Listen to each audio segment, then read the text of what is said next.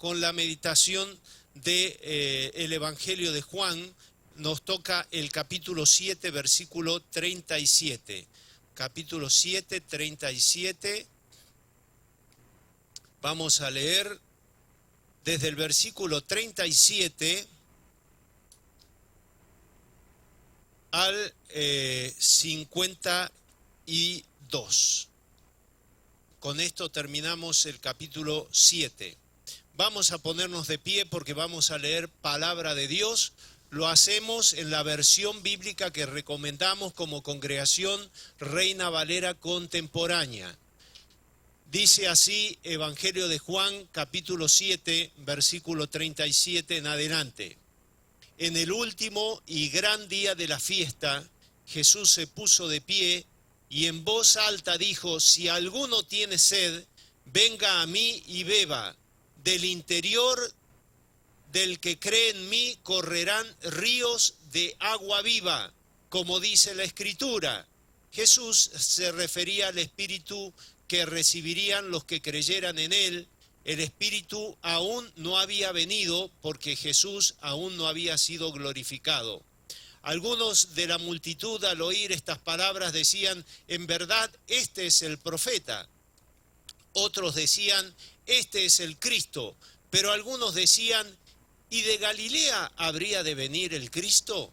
¿Acaso no dice la Escritura que el Cristo será descendiente de David y que vendría de la aldea de Belén, de donde era David?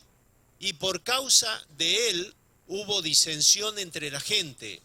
Algunos de ellos querían aprenderlo, pero ninguno le puso la mano encima. Los guardias fueron a donde estaban los principales sacerdotes y los fariseos y estos le dijeron: ¿por qué no lo han traído? Los guardias respondieron: nunca antes alguien ha hablado como este hombre. Pero los fariseos les respondieron: ¿también ustedes han sido engañados? ¿Acaso ha creído en él alguno de los gobernantes o de los fariseos? Pero esta gente que no conoce la ley está bajo maldición. Nicodemo había ido a hablar con Jesús de noche y era uno de ellos. Les dijo: ¿acaso nuestra ley juzga a un hombre sin antes oírlo y sin saber lo que ha hecho? Los fariseos le respondieron: ¿qué, también tú eres Galileo? Escudriña y verás que de Galilea nunca ha surgido un profeta. Hasta aquí la porción de la palabra del Señor. Tome asiento, querido hermano. Estamos viendo,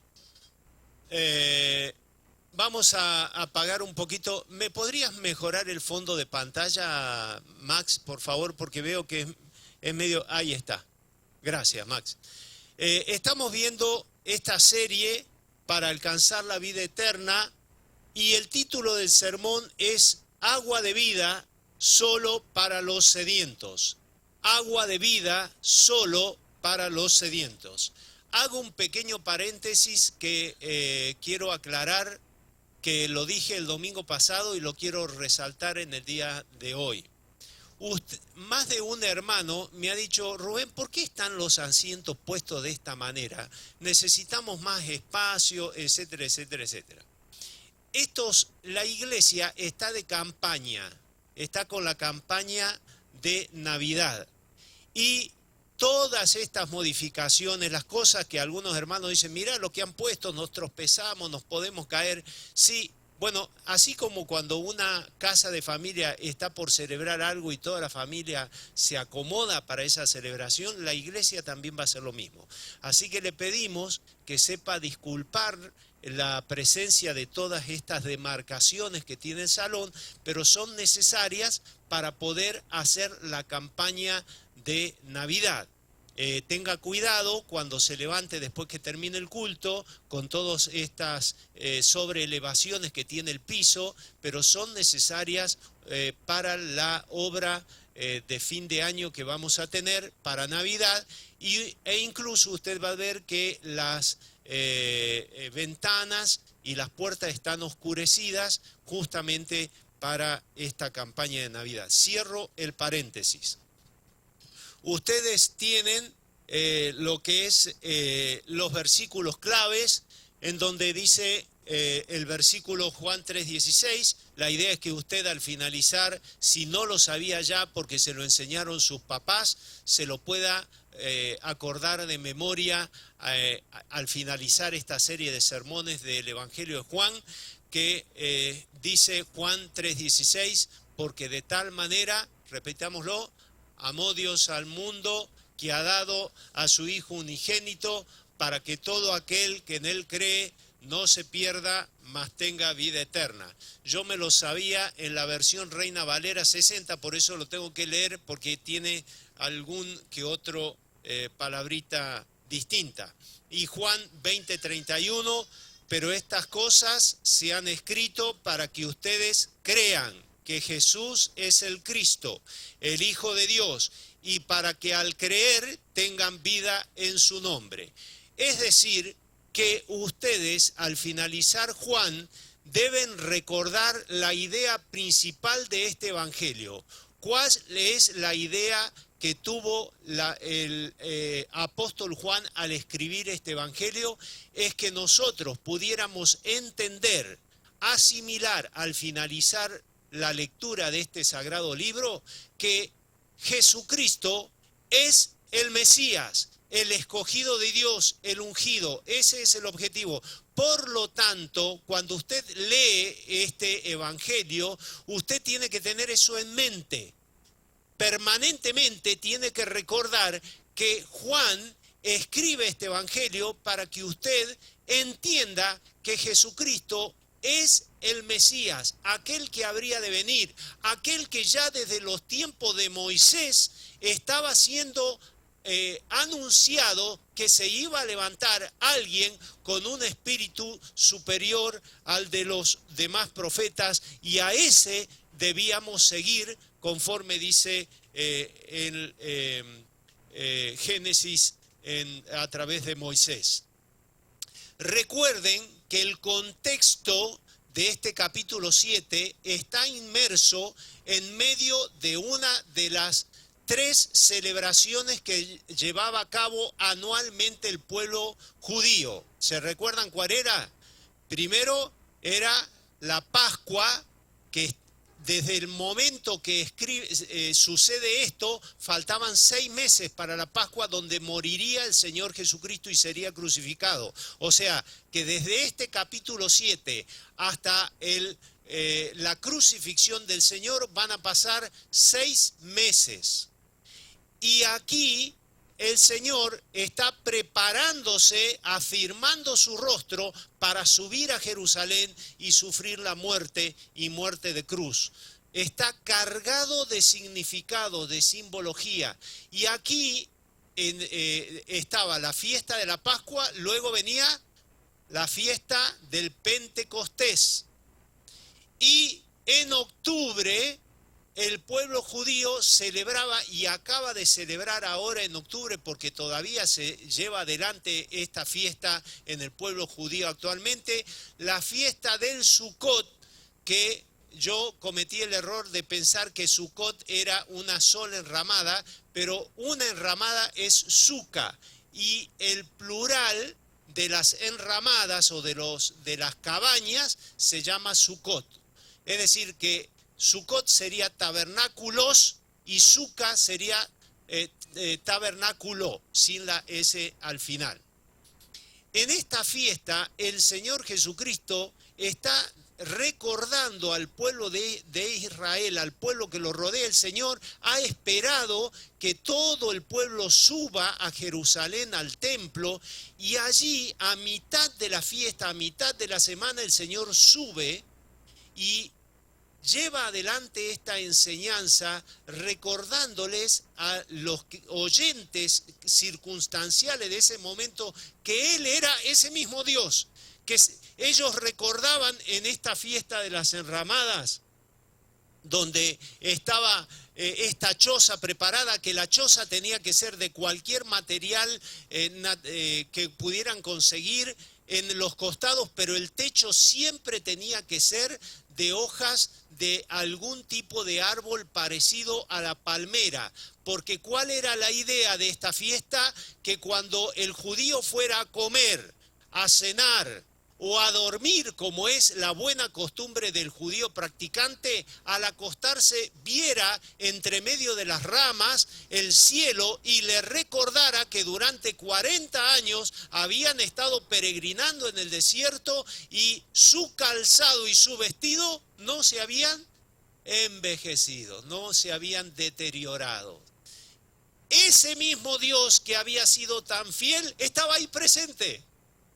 Ese mismo Dios que había provisto del maná, que había provisto del agua cuando estaban sedientos, que había provisto de carne, que había sido su protección a través de la columna de fuego y su protección durante el día con esa nube gloriosa que cubría el campamento, ese mismo Dios era el que estaba caminando entre ellos en ese momento. Y el Señor Jesucristo, como buen rabino, como buen maestro, hace lo que hacía algún maestro cuando quería ser escuchado y iba a decir algo importante. Y dice en este capítulo 7 que hemos leído recién, que en el último y gran día, en la culminación donde la fiesta de las enramadas llegaba a su clímax, donde toda la gente estaba recordando y siendo ministrado por este recordatorio de quién era el Dios de Israel, el Señor Jesucristo, como buen maestro espiritual, se pone de pie. Todo maestro espiritual en el tiempo de Jesús, cuando tenía que ser algo importante, no lo hacía sentado en una mesa alrededor de los oyentes, sino que se ponía de pie y a gran voz decía lo que quería enseñar. Y el Señor Jesucristo, en medio de esta fiesta, en medio de esta gran celebración donde todos estaban expectantes de lo que iban a decir los distintos maestros de la ley, se pone de pie, dice el versículo 37, en el último y gran día de la fiesta, Jesús se puso de pie y en voz alta dijo, como si yo me parara y me pusiera de pie y dijera, si alguno tiene sed, venga a mí y beba. Del interior del que cree en mí correrán ríos de agua de vida, como dice la Escritura. Y me siento. Eso fue lo que hizo el Señor Jesús. Se puso de pie, alzó la voz para que todo el mundo, lo que más pudieran, le escucharan y pronuncia estas palabras. Ahora, es interesante que la invitación que hace el Señor Jesucristo es una invitación en donde llama a todas las personas que tienen sed. Querido hermano, si hay algo que yo quiero que te lleves de la meditación de la palabra de Dios en esta mañana, es que el Señor no puede ser agua de vida para ninguno que no tiene sed. Si tú crees que ya tienes hecha toda tu vida y que está todo resuelto y que todo lo que esperabas en la vida se te dio y que no necesitas más nada, estás en la misma actitud de aquel hombre que se puso a mirar sus graneros, a ver su vida, el pasado de su vida, y dijo, ya sé lo que voy a hacer, voy a derribar los graneros, voy a poner graneros más grandes, voy a cosechar todo lo que más pueda, voy a almacenar todo lo que tenga, voy a poner todo el énfasis de mi vida en mi trabajo, en mi profesión, voy a hacer que mi vida produzca a más no poder. Y luego, cuando hizo eso, dijo, ahora sí, alma mía, come y bebe y disfruta de estos bienes para sí. Y la palabra del Señor, a esta actitud que cualquiera de este mundo diría, este hombre es un hombre prudente. ¿Cómo le llamó el Señor Jesús a ese hombre? Necio. Porque puso toda su vida, toda su expectativa, toda su esperanza en algo que no es trascendente. Y como decíamos el domingo pasado, recordando las palabras del apóstol Pablo, si querido hermano, has muerto en Cristo y resucitado con Él, busca las cosas de arriba y no la de la tierra, porque muertos estamos en Cristo y nuestra vida está escondida con Cristo en Dios.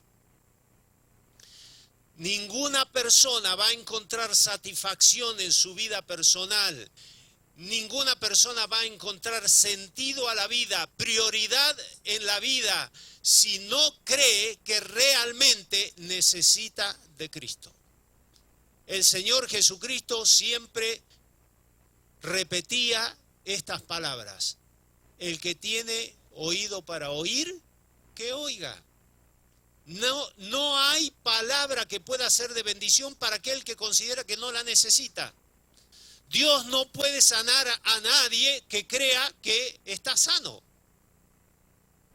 Nadie puede recurrir a una fuente de agua de vida si no tiene sed. Nadie puede comer un delicioso alimento si no tiene hambre. Por lo tanto, queridos hermanos, debemos recordar esta gran verdad. Nadie puede ser saciado por Cristo si cree que no necesita de Cristo.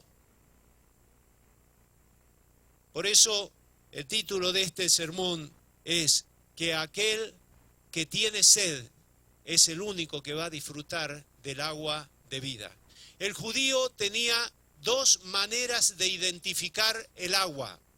Había agua que estaba estancada y había agua viva.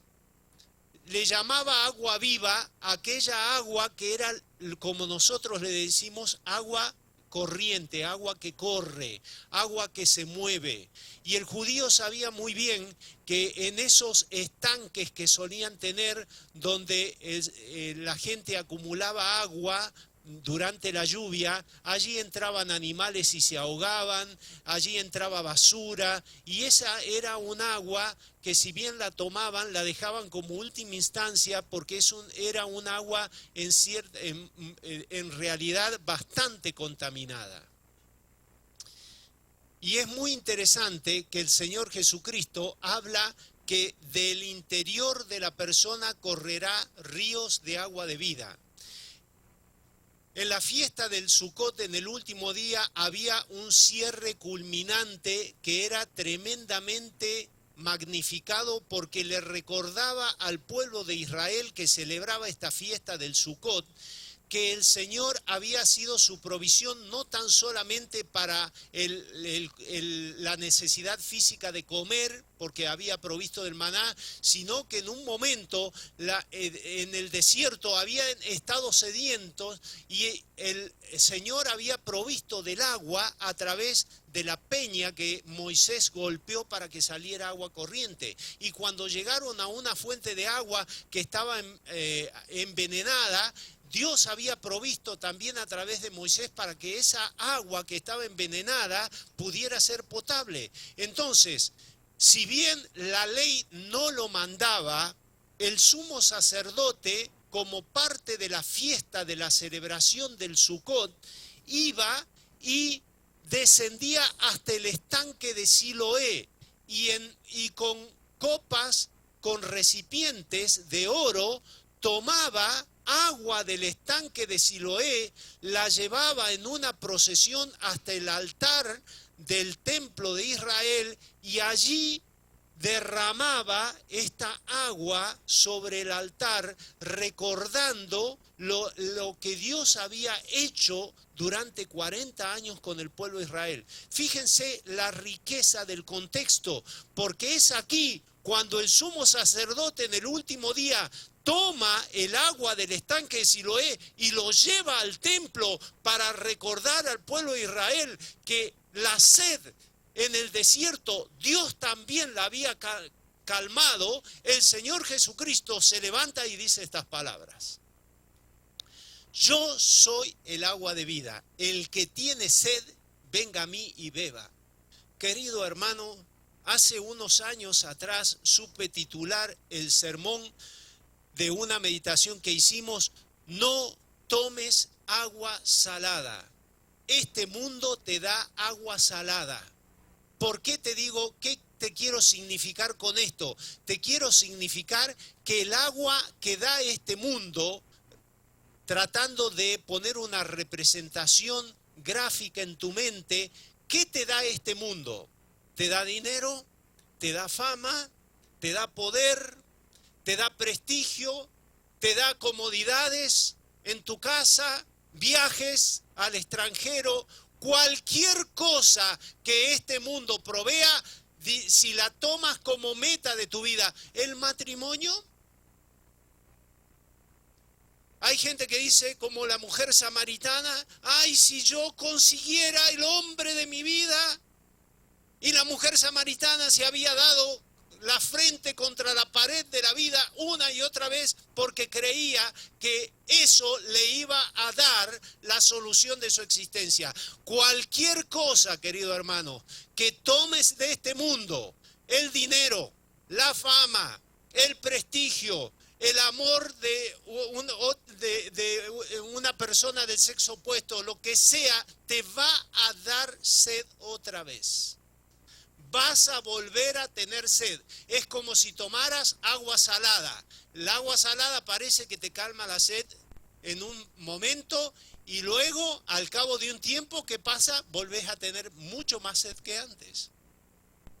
Y el Señor Jesucristo está insistiendo que el que tiene realmente sed, que venga y beba. Voy a pedir a los hermanos miembros del Consejo Administrativo si pueden conseguir algunas sillitas para poner al finalizar al lado de los lugares que quedan espacio, por favor. Si no, quedan algunos espacios arriba en la bandeja del templo. Este es el contexto. Corramos, eso le iba a pedir también, que corramos y no dejemos espacio. Damos gracias al Señor que los hermanos están viniendo a este día de acción de gracias para recordarnos, para agradecer al Señor por este año que ha transcurrido. En este contexto, hermano, en la fiesta del Sucot, en el último día en donde el Señor Jesucristo está viendo cómo el sacerdote lleva agua del estanque de Siloé y lo derrama en el altar del templo, allí en este contexto el Señor Jesucristo hace la exclamación. Ahora, es interesante ver las respuestas que hubo a esta invitación del Señor Jesucristo. Hubo gente que fue convencida realmente, gente que conoció del Señor y dice allí del capítulo 7, 40, 41, cuando algunos de la multitud escucharon las palabras del Señor Jesucristo, se convencieron, fueron convertidos, fueron atrapados por el mensaje del Señor Jesucristo y dijeron, este es el profeta que era anunciado que habría de venir, y conocieron al Señor. Y a veces, querido hermano, recuerda que las circunstancias de la vida evidencian lo que realmente pasa en nuestra vida. Lo que somos. A veces se pone el ejemplo, usted vio que hay algo que es blando, que decimos, esta persona seguro que escucha el mensaje del Evangelio y se convierte.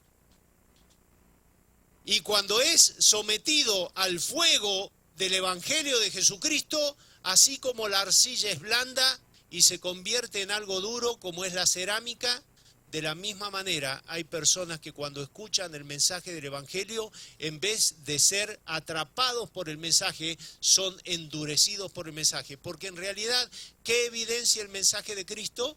Lo que realmente hay en el corazón. Y muchas veces hay personas que se angustian porque dicen, hoy, pero mirá, yo pensé que esta persona iba a conocer de Cristo. En realidad, lo que hizo el Evangelio fue mostrar lo que había en su corazón. Usted tiene que predicar la palabra del Señor en todo tiempo, todas las veces que pueda. Y no se preocupa de los resultados. Hay un precioso himno que siempre viene a mi mente, y lo he mencionado en otras oportunidades, que dice, sembraré, sembraré mientras viva la bendita palabra de Dios. Segaré cuando esté en la presencia del Señor. Y el resultado dice, dejaré el resultado ¿a quién? Al Señor. Nuestra obligación como hijos de Dios es predicar el Evangelio. El resultado se lo debemos dejar al Señor, porque usted no debe olvidarse que en la conversión de la persona, la convicción como pecador no la va a producir ni usted ni yo. ¿Quién la produce? El Espíritu Santo del Señor. Él convencerá, dijo el Señor Jesucristo, a la persona de pecado. Entonces usted predique, ore y no se desanime, no se canse, sino que predique, porque el resultado lo va a dar el Señor. Hubo otras personas que fueron totalmente contrarios. En realidad, la palabra del Señor puso en evidencia lo que había en el corazón de estas personas. Fueron personas totalmente duras a la palabra del Señor, y que, como dijo el Señor Jesucristo, que el buen sembrador salió a sembrar y una parte de la siembra cayó entre pedregales. ¿El resultado cuál fue? La semilla no surgió. ¿Por qué? Porque en realidad había caído entre piedras, en un pedregal. Entonces, eso debe ser una convicción para todos nosotros cuando predicamos el Evangelio. La semilla que germina es la semilla que cae en buena tierra. Había otros que estaban confundidos. Los guardias del templo eran levitas. Eran personas que habían sido instruidas en la palabra del Señor. Y los levitas conocían de que iba a venir un Mesías, que iba a venir el enviado de Dios, el escogido de Dios. Y este Mesías, cuando viniera, iba a hacer muchas señales y milagros prodigiosos. Y cuando estos levitas, que eran los guardias también del templo, escucharon del Señor Jesucristo, se dieron cuenta que este hombre hablaba con una autoridad que no era común.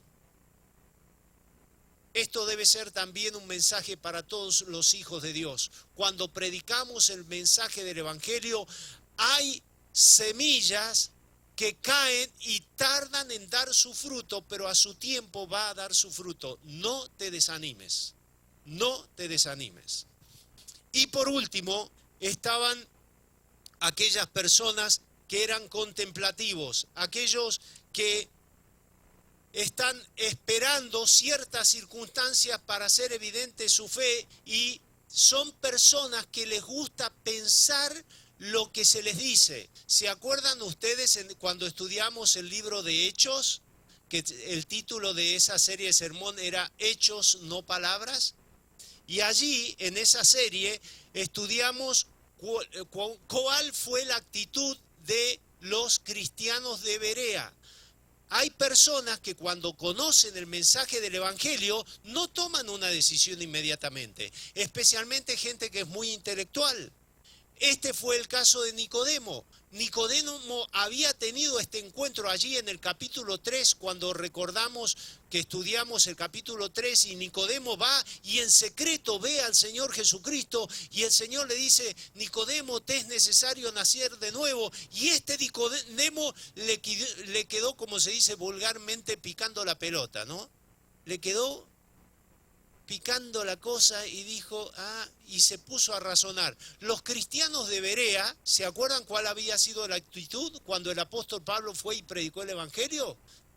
Fue y predicó el Evangelio y se quedaron pensando. ¿Qué hicieron? ¿Aceptaron de primera la palabra del apóstol Pablo? No, se fueron a la ley, la analizaron, la estudiaron, estuvieron meditando en esa ley, y después de un tiempo dijeron: sí, es correcto lo que nos dice Pablo, ahora sí te creemos. Esta gente es lo que este pasaje nos evidencia en la figura de Nicodemo. Es gente contemplativa, gente que le gusta pensar, que le gusta analizar. No fuerces a nadie a convertirse al Evangelio. Me ha tocado ver a personas que insisten y machacan y le pegan y le insisten hasta que la persona le sacan un sí. Mira, hermano, no tiene ningún valor. La semilla tiene que surgir sola. Tiene que crecer naturalmente, y no debemos nosotros presionar para que la persona conozca a Cristo. Es una experiencia personal, es una experiencia que lleva a la persona a conocer de Dios. Solamente va a conocer de Dios aquella persona que tenga sed y conozca de Cristo. Yo creo, queridos hermanos, ya para cerrar, que la única persona que conocerá y tomará de Cristo es aquel que se conoce pecador y que sabe que necesita de Dios. Yo no sé cuál es la realidad de cada uno de nosotros, pero yo sí, lo que sí quiero que te lleves a tu casa en esta mañana es que si has estado buscando en tu vida algo que sacie tu sed espiritual y no la has encontrado en nada de lo que este mundo te provee, solamente Cristo es la solución para tu vida. Solamente en Cristo hay la calma de la sed. Solamente Cristo puede saciar la sed espiritual de tu vida. Y yo te animo a que hoy tomes esta decisión de conocer a Cristo y sepas, como el Señor le dijo a esa mujer samaritana que buscaba agua, si supieras quién es el que te dice, dame de beber, Él te daría agua de vida que brote en tu interior para vida eterna. Querido amigo, querida persona que nos visitas o que recién estás en los primeros pasos de tu vida espiritual, nada en este mundo calmará tu sed si no es la palabra que Dios ha dejado escrito para nosotros.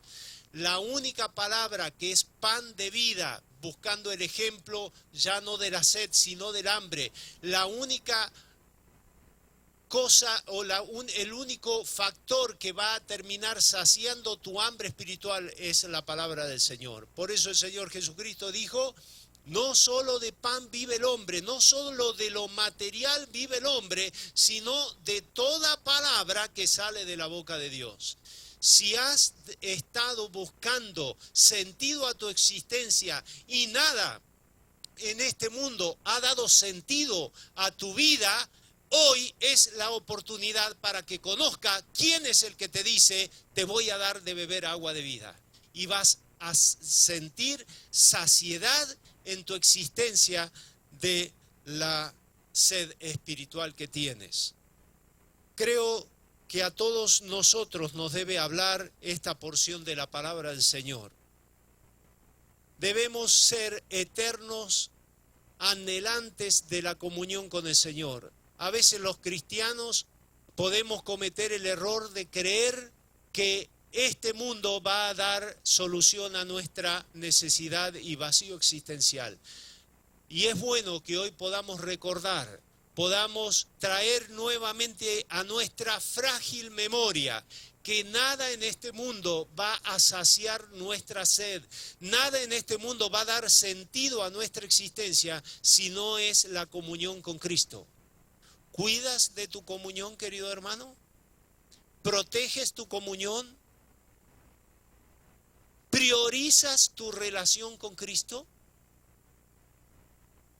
No cometas el error de Marta, que el Señor le dijo, Marta, Marta, atareada y preocupada estás.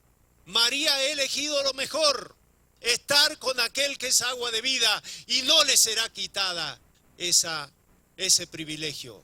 Querido hermano, prioriza tu comunión con Cristo.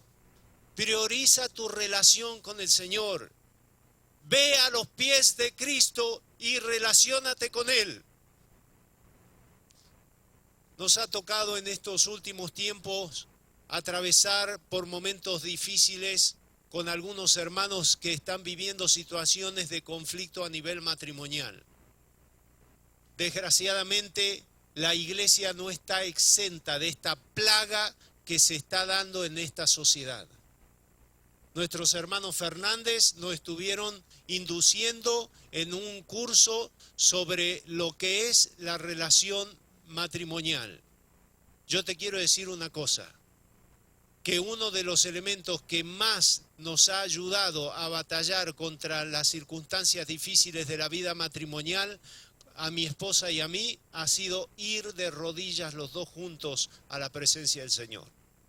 Yo te quiero animar, querido hermano, que si estás conflictuado con tu matrimonio, vayas a los pies de Cristo en unión con tu marido, con tu mujer.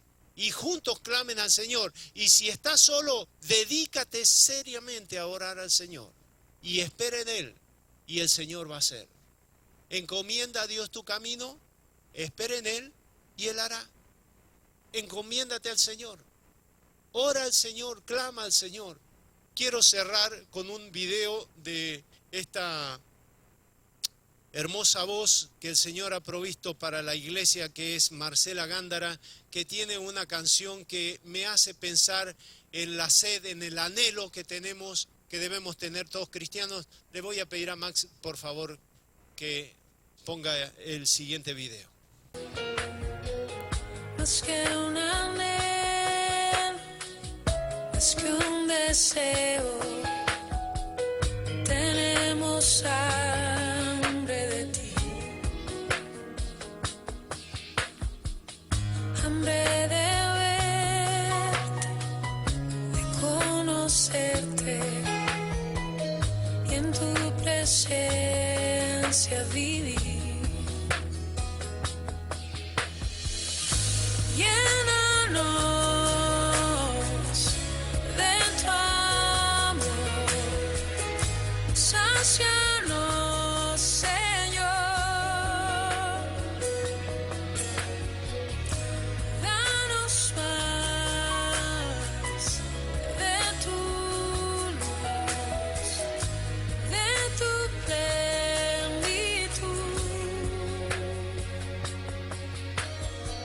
Solo queremos estar contigo, no separarnos ya más. Con corazones a ti rendidos, que no vacilan jamás.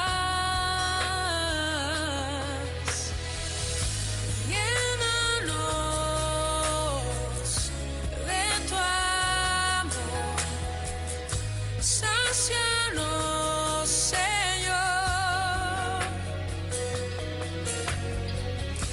danos más de tu luz, de tu plenitud.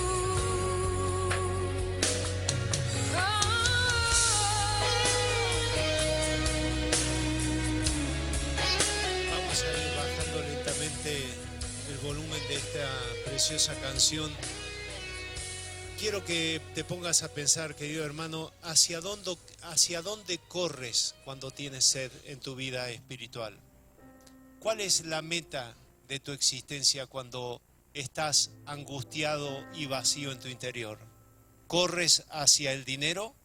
¿Corres hacia la fama? ¿Corres hacia los brazos de algún amor imposible? ¿Dónde está nuestra fuente de agua de vida? Te animo a que cantemos esta preciosa canción que dice: vengo a la fuente de agua viva, vengo al que da abundancia y paz, corro a la torre inconmovible, corro a la fuente de verdad. Lo vamos a cantar en una melodía armoniosa para que podamos pensar en la letra hacia dónde corremos. ¿Cuál es nuestro sentido de dirección? Vamos a cantar antes de participar de la cena del Señor. Cantamos todos juntos, puestos de pie.